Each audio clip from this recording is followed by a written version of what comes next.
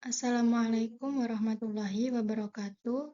Perkenalkan, nama saya Ulfatul Zuhro dengan NIM 241101040015. Di sini saya akan membahas bahan ajar tentang cerita tentang Indonesia kita. Ada 3 topik yang akan kita bahas. Yang pertama, topik A, kedatangan bangsa asing. Kedua, topik B, macam-macam perlawanan. Ketiga, topik C, kemerdekaan dan peristiwa di sekitarnya. Untuk yang pertama, sebelum membahas materi, ada capaian dan tujuan pembelajaran. Untuk capaian pembelajaran, yaitu peserta didik mampu memahami dan menjelaskan secara sederhana peristiwa sejarah Indonesia melalui berbagai sumber belajar. Peserta didik juga mampu menceritakan kembali perjuangan bangsa Indonesia dalam meraih kemerdekaan dan menunjukkan sikap menghargai jasa pahlawan dalam kehidupan sehari-hari. Untuk tujuan pembelajarannya, yang pertama, menjelaskan peristiwa sejarah Indonesia secara sederhana. Kedua, menceritakan perjuangan bangsa Indonesia dalam meraih kemerdekaan. Ketiga, menunjukkan sikap menghargai jasa para pahlawan dalam kehidupan sehari-hari. Yang pertama ada topik A, kedatangan bangsa-bangsa asing di Indonesia. Ada pertanyaan esensial sebelum kita masuk ke materi, yaitu yang pertama, apa tujuan bangsa asing datang ke Indonesia? Pertanyaan kedua, bangsa asing mana saja yang datang ke Nusantara? Kedatangan bangsa asing di Nusantara. Sejak dahulu, Indonesia dikenal sebagai daerah yang kaya akan sumber daya alam, terutama rempah-rempah. Hal ini menarik perhatian bangsa-bangsa dari Eropa untuk datang ke wilayah Nusantara. Awalnya tujuan mereka itu hanya berdagang, namun seiring waktu bangsa-bangsa tersebut ingin menguasai perdagangan dan wilayah Indonesia sehingga terjadilah penjajahan. Yang pertama ada kedatangan bangsa Portugis. Bangsa Portugis merupakan bangsa Indonesia yang pertama yang datang ke Nusantara. Awalnya tiba di Malaka untuk berdagang, namun karena ingin menguasai jalur perdagangan rempah-rempah, Portugis kemudian menyerang dan berhasil menguasai Malaka pada tahun 1511 Masehi. Setelah itu, Portugis melanjutkan pelayarannya ke wilayah Maluku yang dikenal sebagai pusat penghasil rempah-rempah. Yang kedua, kedatangan bangsa Spanyol. Setelah Portugis, bangsa Spanyol juga datang ke Nusantara, khususnya wilayah Maluku seperti Tidore. Tujuan mereka itu tidak jauh berbeda, yaitu mencari kekayaan berupa rempah-rempah. Selain itu, kedatangan Spanyol juga didorong oleh semangat 3G, yaitu Glot, mencari kekayaan. Yang kedua, Glory, mencari kejayaan. Yang ketiga, Gospel, menyebarkan agama. Kehadiran Spanyol memicu persaingan dengan Portugis, terutama karena mereka mendukung kerajaan yang berbeda di Maluku. Yang ketiga, kedatangan bangsa Belanda. Bangsa Belanda datang ke Indonesia pada akhir abad ke-16 dan mendarat di Banten. Pada awalnya, mereka juga berdagang seperti bangsa Eropa lainnya. Namun, Belanda kemudian berusaha menguasai perdagangan rempah-rempah secara monopoli. Untuk memperkuat kekuasaannya, Belanda mendirikan VOC yang berperan penting dalam penjajahan di Indonesia. Yang keempat, kedatangan bangsa Inggris. Bangsa Inggris juga turut datang ke Nusantara untuk mendapatkan rempah-rempah. Mereka sempat mendirikan pusat perdagangan di beberapa wilayah Indonesia. Meskipun demikian, kekuasaan Inggris di Indonesia tidak berlangsung lama karena harus bersaing dengan Belanda yang lebih dominan dalam menguasai wilayah perdagangan. Yang terakhir ada pembentukan VOC. VOC Didirikan pada tahun 1602 di Belanda, VOC dibentuk untuk mengatur perdagangan Belanda di wilayah Asia, termasuk Indonesia. Dalam pelaksanaannya, VOC memiliki beberapa hak istimewa, di antaranya hak istimewa VOC yang pertama yaitu menguasai perdagangan rempah-rempah di Indonesia. Yang kedua, mencetak dan mengedarkan mata uang sendiri. Yang ketiga, membentuk tentara dan melakukan perang. Yang keempat, membuat perjanjian dengan kerajaan-kerajaan di Indonesia. Kemudian ada sistem tanam paksa yang terjadi pada 1830 Masehi. Rakyat wajib menanam kopi, tebu, dan tembakau di sebagian tanahnya. Hasil panennya itu diserahkan kepada Belanda. Nah, sistem ini itu sangat memberatkan rakyat dan menyebabkan penderitaan luas. Terus ada politik etis yang terjadi pada akhir abad 19. Politik etis ini dicetuskan oleh Van Deventer sebagai balas budi atas penderitaan rakyat Indonesia. 3 program yang ada pada politik etis. Yang pertama, edukasi atau pendidikan. Yang kedua, irigasi atau pengairan. Yang ketiga, transmigrasi atau perpindahan penduduk. Terus, yang kedua ada topik B. Topik B yaitu macam-macam perlawanan bangsa Indonesia. Di dalamnya itu ada Perang Jawa atau Diponegoro, kemudian Perang Padri atau yang dipimpin oleh Tuanku Imam Bonjol. Yang ketiga, masa pergerakan nasional. Yang pertama ada Perang Jawa atau Perjuangan Pangeran Diponegoro. Latar belakang perjuangan Pangeran Diponegoro yaitu rakyat Yogyakarta tertindas akibat kebijakan Belanda, pajak tinggi dan campur tangan dalam urusan kerajaan. Pangeran Diponegoro memimpin perlawanan karena marah terhadap tindakan Belanda tersebut. Kemudian strategi perang yang digunakan Pangeran Diponegoro. Yang pertama ada taktik gerilya, yaitu serangan tiba-tiba dan berpindah-pindah, sempat membuat Belanda itu kewalahan. Namun kemudian Belanda menggunakan benteng Stelsel, yaitu membangun benteng untuk mempersempit gerak pasukan Diponegoro.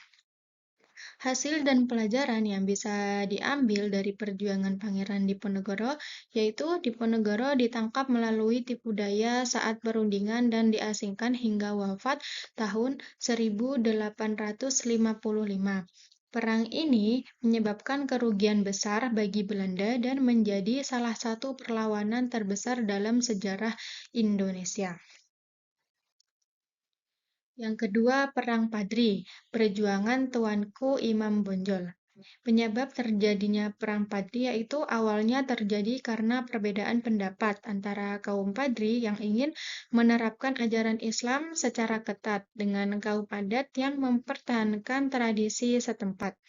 Konflik ini kemudian dimanfaatkan Belanda untuk memperluas kekuasaan di Sumatera Barat. Strategi perlawanan yang digunakan Tuanku Imam Bonjol yaitu menggunakan strategi gerilya, sehingga pasukan Belanda itu sering mengalami kesulitan untuk menangkap dan mengalahkan pasukannya dalam pertempuran langsung. Akhir perjuangan dan nilai teladan yang bisa diambil dari perjuangan Tuanku Imam Bonjol, yaitu meskipun akhirnya ditangkap dan diasingkan oleh Belanda, perjuangan Tuanku Imam Bonjol menjadi bukti semangat rakyat Indonesia yang pantang menyerah. Nilai yang dapat diteladani yaitu keberanian, keteguhan, dan cinta tanah air. Kemudian ada masa pergerakan nasional. Perjuangan tidak lagi bersifat kedaerahan, melainkan mulai bersatu secara nasional melalui organisasi modern. Faktor pendorong masa pergerakan nasional yaitu penderitaan rakyat yang berkepanjangan. Yang kedua, munculnya kaum terpelajar Indonesia. Yang ketiga, berkembangnya paham nasionalisme. Dan yang terakhir, pengaruh dari perjuangan negara lain. Organisasi nasional yang ada pada masa pergerakan nasional. Yang pertama, pada tahun 1908 ada Organisasi Budi Utomo. Yang kedua, pada tahun 1912 ada organisasi Sarekat Islam. Yang ketiga, pada tahun 1912 juga Muhammadiyah. Yang terakhir pada tahun 1926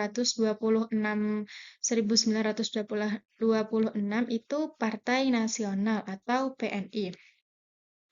Ada teks Sumpah Pemuda. Yang pertama, bunyi dari Sumpah Pemuda yaitu pertama, kami putra dan putri Indonesia mengaku bertanah air satu, tanah Indonesia. Kedua, kami putra dan putri Indonesia mengaku berbangsa yang satu, bangsa Indonesia. Ketiga, kami putra dan putri Indonesia menjunjung bahasa persatuan, bahasa Indonesia. Yang terakhir, topik C, yaitu kemerdekaan dan peristiwa di sekitarnya. Di sini juga ada pertanyaan esensial. Yang pertama, apa perbedaan negara merdeka dan belum merdeka itu? Yang kedua, pertanyaannya, bagaimana proses menuju proklamasi kemerdekaan? Yang ketiga, apa yang harus dilakukan untuk mempertahankan kemerdekaan? Peristiwa penting menjelang proklamasi. Pada tanggal 6 dan sampai 9 Agustus 1945 ada peristiwa bom Hiroshima dan Nagasaki.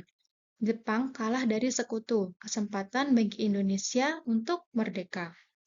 Pada tanggal 16 Agustus 1945, peristiwa Rengas Dengklok. Para pemuda mendesak Soekarno-Hatta agar segera memproklamasikan kemerdekaan. Pada tanggal 16 Agustus malam, ada perumusan teks proklamasi.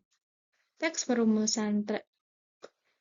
proklamasi disusun di rumah Laksamana Maeda bersama Ahmad Subarjo, lalu diketik oleh Sayuti Melik. Pada tanggal 17 Agustus 1945 pada jam 10 WIB, proklamasi kemerdekaan. Soekarno membacakan teks proklamasi. Bendera merah putihnya itu dijahit oleh Fatmawati. Tokoh-tokoh proklamasi kemerdekaan. Yang pertama ada Insinyur Soekarno. Insinyur Soekarno adalah proklamator dan pembaca teks proklamasi. Insinyur Soekarno membacakan teks proklamasi ini pada tanggal 17 Agustus 1945 pukul 10 WIB di Jakarta. Yang kedua, Muhammad Hatta. Muhammad Hatta adalah proklamator dan wakil presiden pertama. Bersama Soekarno menyusun dan menandatangani teks proklamasi kemerdekaan. Yang ketiga, Ahmad Subarjo, tokoh penyusun teks. Ahmad Subarjo membantu menyusun naskah proklamasi di rumah Laksamana Maeda. Yang keempat ada Sayuti Melik, pengetik naskah proklamasi. Sayuti Melik mengetik naskah proklamasi yang sebelumnya ditulis tangan oleh Soekarno. Yang kelima ada Fatmawati. Fatmawati adalah penjahit bendera merah putih. Fatmawati menjahit bendera merah putih ini yang dikibarkan saat proklamasi kemerdekaan.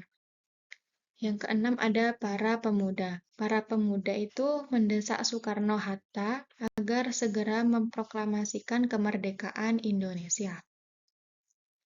Nah, cara mempertahankan kemerdekaan Indonesia. Cara mempertahankan kemerdekaan Indonesia, yang pertama menumbuhkan rasa cinta tanah air.